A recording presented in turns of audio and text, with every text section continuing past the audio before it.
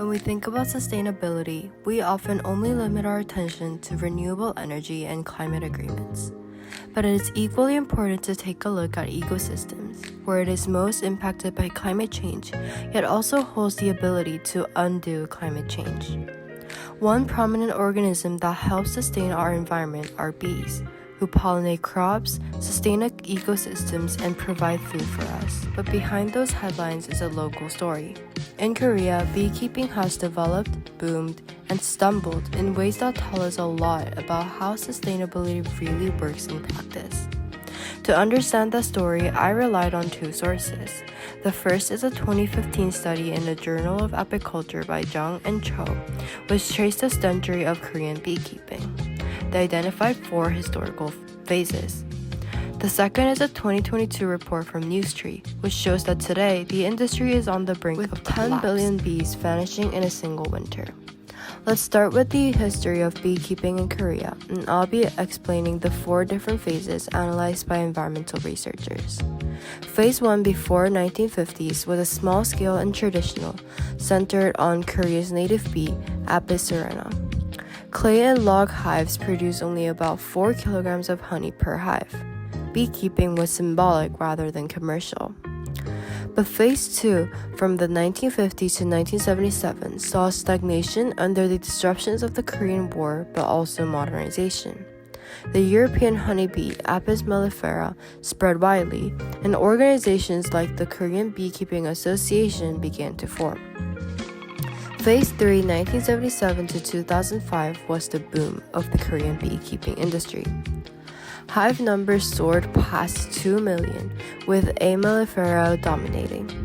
Honey production reached 28,000 tons in 2009.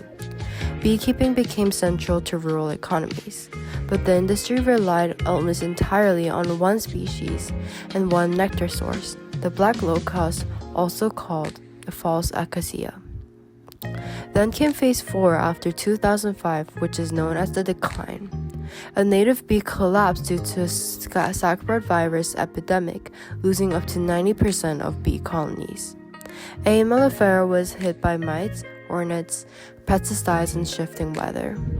The vulnerability of monoculture in the beekeeping industry became clear. And now the story has entered a new and dangerous chapter.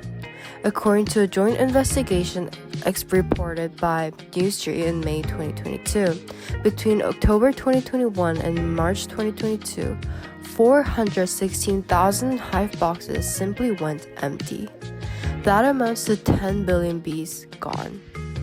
In places like Yanggu County, out of 120 hive boxes, only 20 survived, and even those bees who were too malnourished to fly. False acacia trees, the causes nectar for 60% of Korean apiaries, are flowering but no longer secreting nectar because of rising atmospheric stress.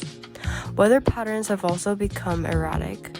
Warm winters followed by cold springs confuse bees into flying when no flowers exist, then kill them when the cold snaps return. Pests and hornets have expanded their range as Korea's climate turns subtropical. And massive wildfires like those in 2021 and 2022 destroyed bee forage lands in Gyeongbuk and Gangwon. The impact is not just on honey. Farmers who rely on pollination are struggling as well. In one cooperative in Yanggu, 5,000 watermelons were thrown away because they could not be pollinated. These financial losses reached 60 to 70 million won. In Korea, rental hive prices are up by 20%, hitting fruit gardeners very hard.